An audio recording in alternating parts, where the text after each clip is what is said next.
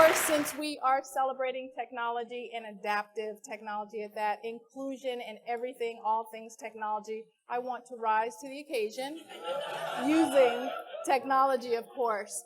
So digital diversity is not something that is spoken very much, very often. I have had the pleasure of being part of organizations that allow me to be the crash dummy for technology, specifically designed for individuals with disabilities. It's been the most fun I've ever had. It's gotten me out of bed, and it's allowed me to be North Star for a lot of individuals with disabilities who would prefer to stay home in an environment that's familiar, an environment that doesn't take all the work it does to move from a medical model, which says that we are broken and we need to be fixed, to a social model, which means that everything around us needs to be fixed. So hopefully that's what we work towards, and I heard some applause starting. That's exactly what I'd like to hear. So being that Microsoft is hosting this and that we're celebrating National Disability Employment Month, and it's an awareness month that very few people know about. Raise your hand if you already knew that it was National Disability Employment. Very good. I didn't expect any hands up, but thank you. What's really important, what I wanted to share, is how difficult it is for someone with a disability, visible or invisible, to get a job. There's transportation, there's medical, there's social, emotional, and obviously pay equality. And that's not always the case. These stats are easy to read. I won't go through them with you, but if you look at the comparison, there's a huge gulf that needs to be closed, especially if we're talking about technology. Technology has been one of the most important things to happen to the community. And as we celebrate 29 years since the ADA, the Americans with Disability Act, we are finding that technology continues to help us move around the world and, in my case, actually get in the way. I love to get in the way because unless I'm in the way, there's no room for disruptive innovation. Do we agree? That's right. We are working in a conscious culture that requires so many things to happen at the same time, or at least parallel. So let's take a look at the different ways that we're able to do that. Obviously, humanity. We are the most important part of the company. The company can move buildings, but if we go with the building, then the culture remains. Do we agree? Culture is very much important. And then these are things that are already happening. But another area I wanted to focus on, obviously, is inclusion, but also recognizing where exclusion exists. So that's why I love to be in the way. I have, in many cases, gone to restaurants who said they were inclusive, said that they were ADA, prepared maybe. And I always like to ask, well, there's the letter of the law, right? You got enough done to get your permit, and then there's the spirit of the law. So I have found myself at a restaurant, friends waiting on the inside, steps, maybe 4, maybe 8, just to get into the entrance. So I've had to come in through the back, the kitchen, or I've had to do what I do often is bring my own ramp, bring 2 chairs, 1 power, 1 manual, and bring a stool, because I will spend as much time as it takes for me to get on one side of the, I guess we call it architectural barrier, until the other side of the barrier. And why do I do this? Why do I put myself through that? Anybody want to take a crack at that? Because it matters. Very good. It matters. And if I went to the manager and said, hey, I can't get into your building, they'd be like, well, we've passed all the tests. We've checked all the boxes.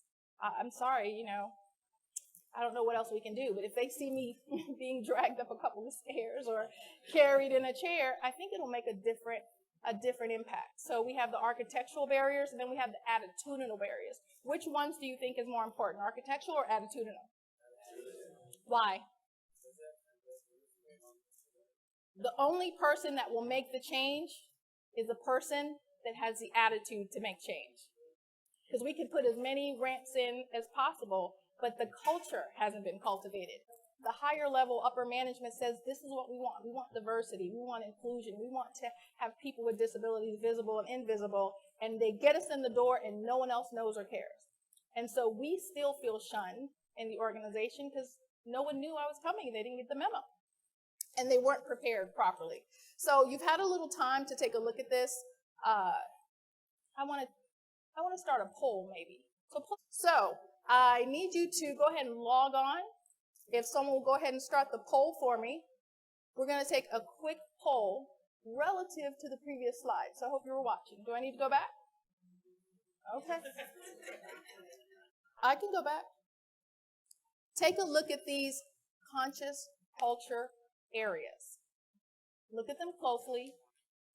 You will not have a test so difficult that you'll need to know exactly what was said. But just take a scan of that mentally and just think about it. Think about it to a certain point where I can move to the next slide and we can take a quick poll. So now that we know who is in the room, let's go ahead and start the second poll. Now, the conscious culture environment factors are going to be what you're going to answer next. So the next question talks about where you see your company in the area of a conscious culture. Intentionally inclusive. If we can get the poll back on the board here, we can see some,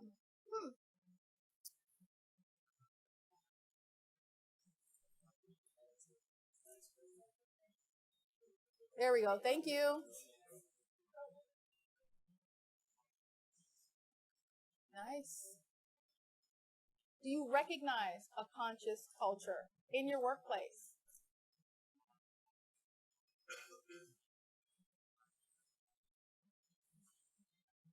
Now, this question isn't up there, but how are you contributing? Because once you see it, once you've heard it, once you've recognized what that looks like, you can't go backwards. This is amazing. I see some unsures. Conscious culture is a relatively new term collectively. It's always been there, but the naming convention has changed just a little bit. It's increased, but it's really good to see what's in the room. Excellent. If we can go back to the slide, I will have room for questions if anybody has specific questions around what a conscious culture is and how you can improve that in your workplace and in the marketplace. Let me tell you a little bit about myself. I wanted to save this to the end, mostly because I don't like talking about myself, but I'm sure there are some people wondering, so what's up with the contraption, right? I have a lot of people ask me if it's a Segway. I've had several people ask, can I get one of those? I'm super short and I want to be taller. I've also had people say, hey, this would go great in Disney. And I've also had people ask, how do you walk in those heels? So we'll sidebar if you still have that question. But I was inclusion ignorant. I did not know there was a black hole called disability until I fell into it 6 years ago. I was at Haiti, the earthquake, that was 2010, and I literally had to get onto these helicopters and other military contraptions. I don't really know which ones they were, but because I spoke multiple languages, I had the opportunity to take individuals in Haiti across the ocean onto a ship and into Haiti since the actual airport could not be used to help them medically. We were working in triage. So I came in as a project and program manager feeling like I needed to get things moving. I didn't even realize until probably day 3 that this was more of a disaster recovery trip. And at the time, I had no reason to really care. But what happened on that trip has stayed with me. So many individuals had to get prosthetics. Some of them were septic. I had to translate death. I had to translate, individuals who were looking for their families. I had to tell them, we don't know where they are. Because we're so close to the Dominican Republic, I had to do the same in Spanish. I found myself for the first time amongst individuals who felt that without an arm, without a leg, without abilities and physical capabilities, they were better dead. I was asked in many situations to translate, let me die. I am useless without my legs and my arms. I am the head of the household. What can I do? I don't even want prosthetics. I don't know how to use them. But there was a huge concern about disability, as you can imagine, in third world countries. But there are third world countries right here in North America. So when I went there, Pulling these pictures out are kind of hard because I don't operate upright. I like to look at them to remind myself that it did exist at one time. But the reason why I show this is because some people who have met me in the last 5 years or so, especially during my advocacy, have never seen me standing. And so I want to give everyone in this room a perspective of how easily this can happen. I didn't fall into a hole, literally. I didn't get into a car accident. I literally was born with a genetic condition I didn't know I had until it presented itself. It was completely atypical. So my life changed, and the wonderful thing about that is so did my purpose. And I was able to use my engineering degree, my IT experience, and my injury and accident to be able to support individuals with disabilities within the community. Those obviously that have outward, very visible disabilities, those who don't. It's hard to work in the workspace with an invisible disability because you end up having to prove it. You end up having to say, yes, I am sick. You can't see it. But on the inside, I am broken. I'm breaking. I have things that I need to work on. I can roll in and say, hey, Mary Ellen, I need a couple days off. She'll be like, of course, in fact, you're in a wheelchair. Of course you need some days off. But if someone else walked in, maybe with a mental illness or other health issues, Mary Ellen might say, prove it. You wouldn't say that.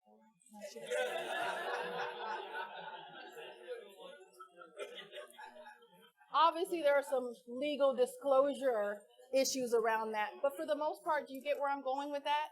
You know, people kind of look at you differently.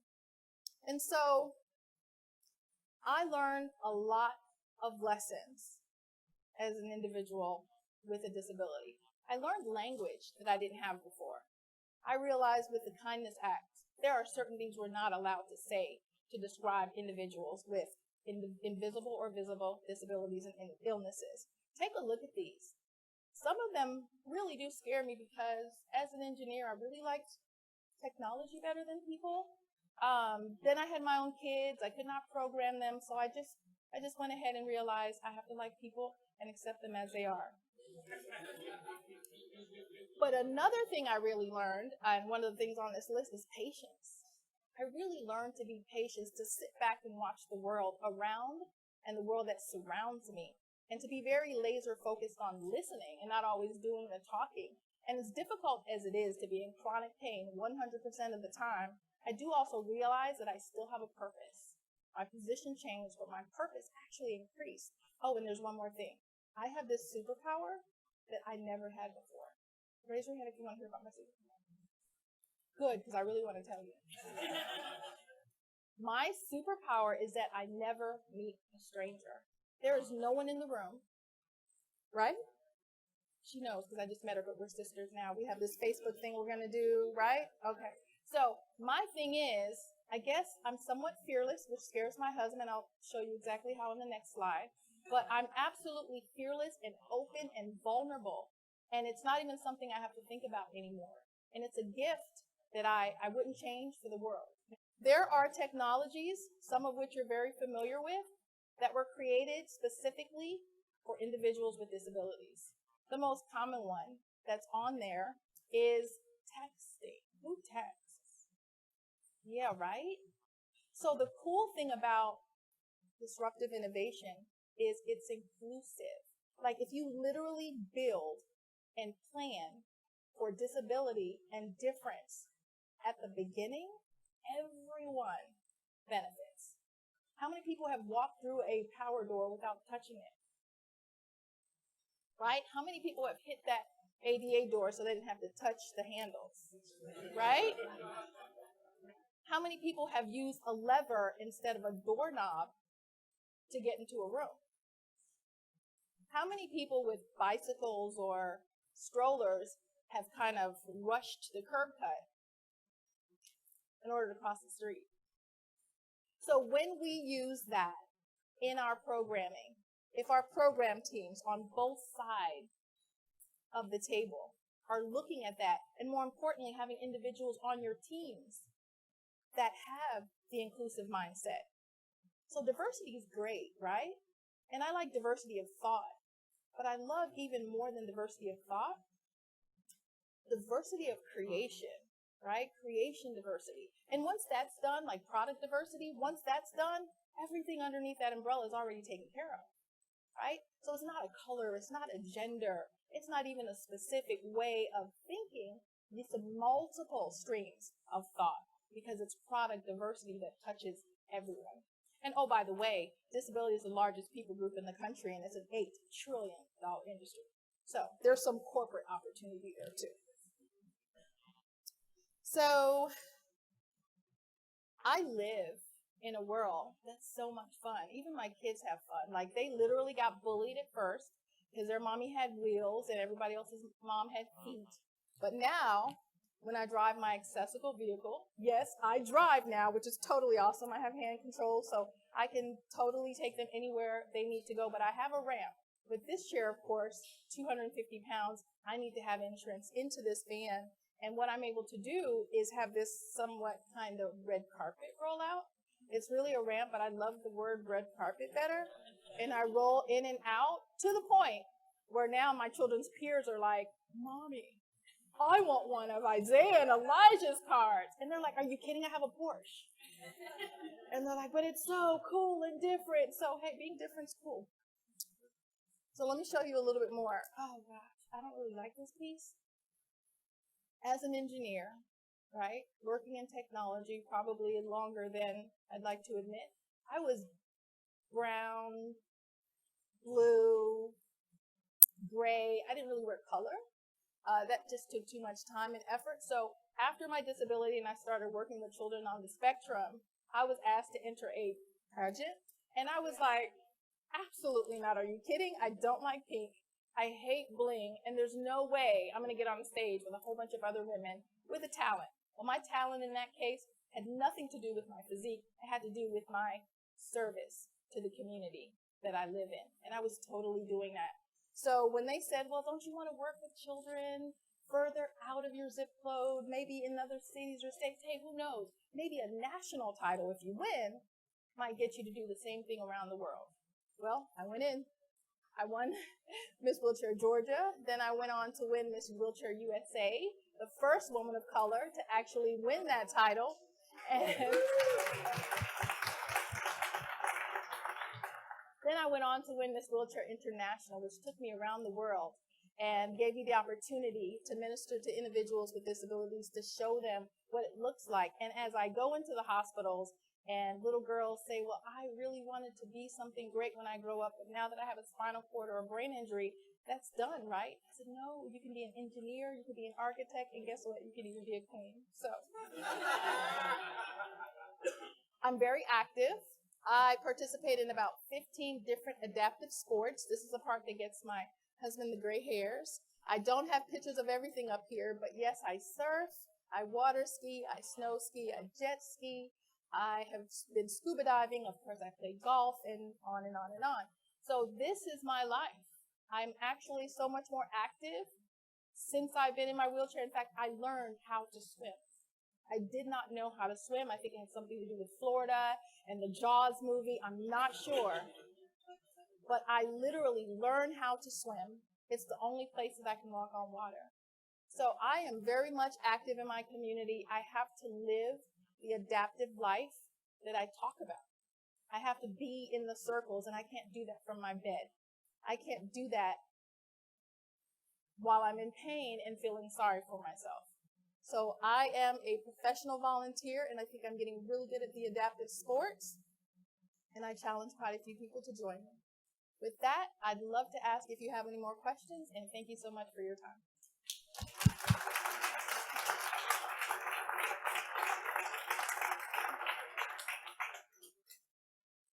Thank you for being here. So when you talk about technology and accessibility, what I've been hearing about, and I think it's, and I may be mispronouncing her name, Habeen had, who came from a first deaf and blind woman to graduate from Harvard Law School, and she had a machine, Braille. Yes.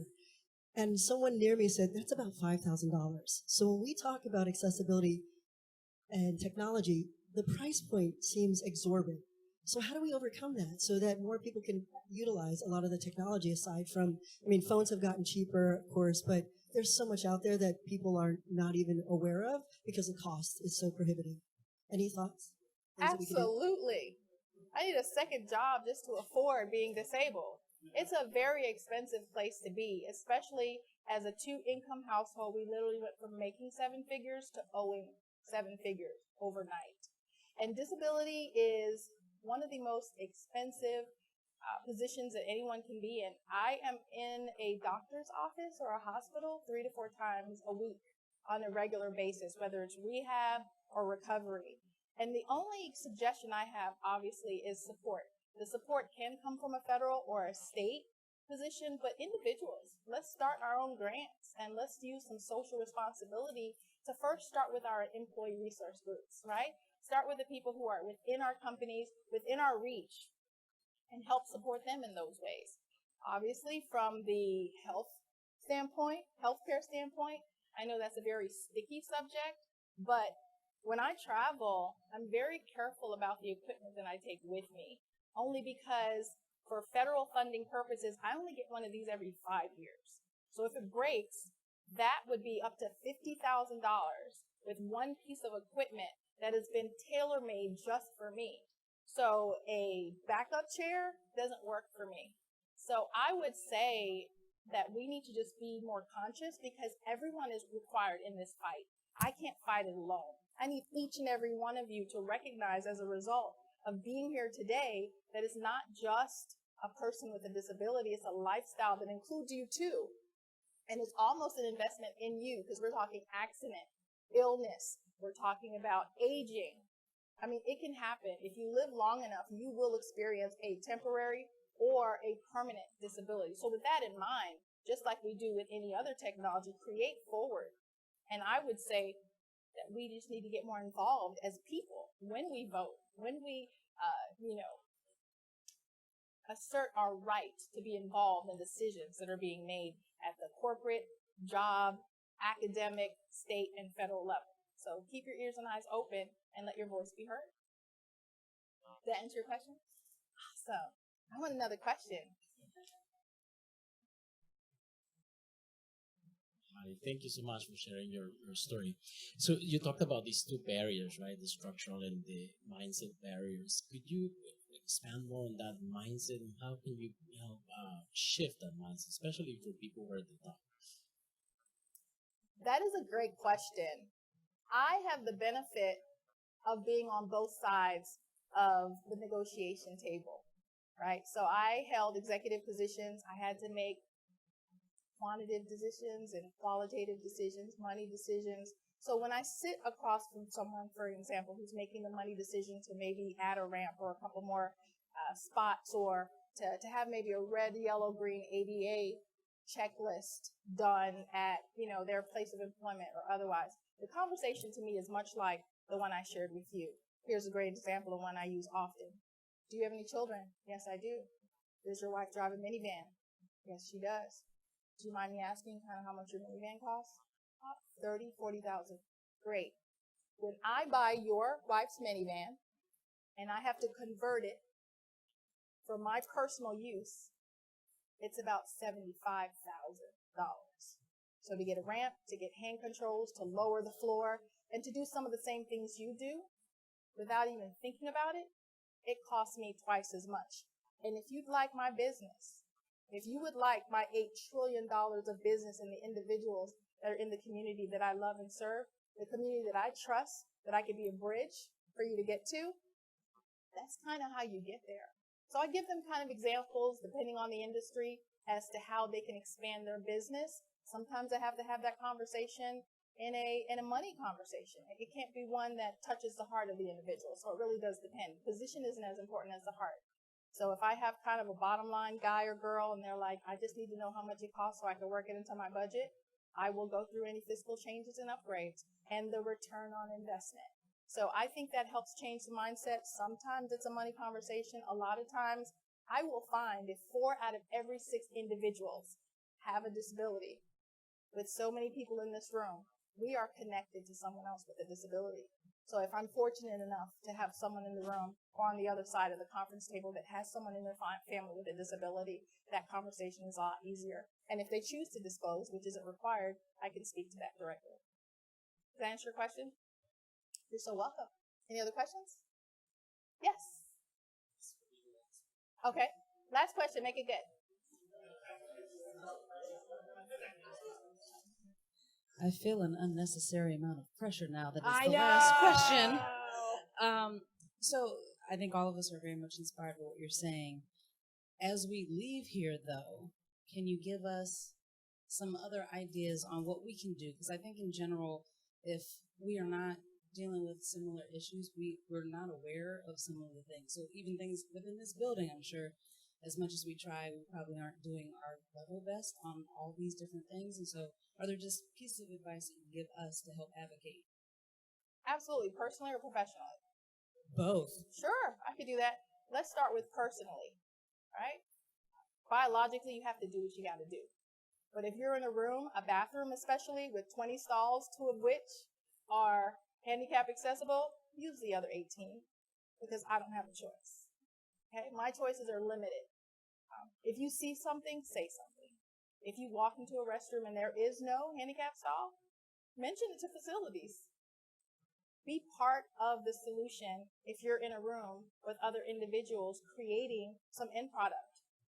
Have someone in your ERGs participate in those meetings. Have someone on your board who has the experience that can speak to that. So before you go live, ask the question, have we had all eyes on this?